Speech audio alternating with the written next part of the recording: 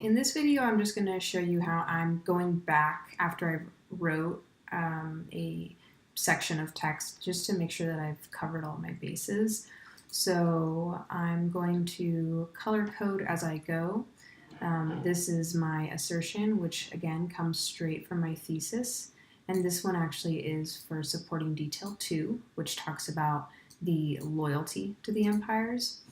Then I go right into my context. I say in source C, and then I tell the reader who I'm talking about in my evidence and where that evidence comes from. Then from there, I actually have the quote that came from my essay planning sheet. And this is the quote that is directly related to the supporting detail that I'm talking about in this paragraph. And then I go into my 2 interpretation sentences. So again, my first interpretation sentence is explaining why my quote is important or significant to this claim or supporting detail of this paragraph. And then my second sentence is doing that keyword analysis where I've pulled out 1 or 2 words that are very important. So in this example, I pulled out the word resented, which is another word for angry.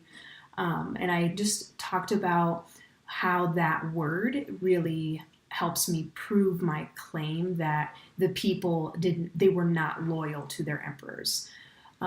So then from there, I'm back to repeating these couple steps. So I go back to another context sentence because now I'm going to talk about, I'm talking about the Incas now, whereas my first quote was talking about the Aztecs. So there's my context sentence in blue.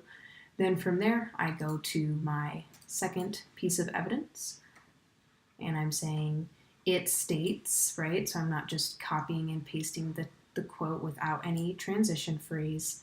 And then I'm back to my interpretation sentences. So again, talking about how this quote is important to my thesis, or excuse me, to my supporting detail 2.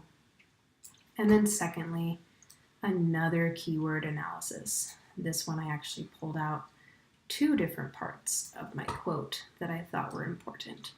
And I explained why those help me prove my supporting detail.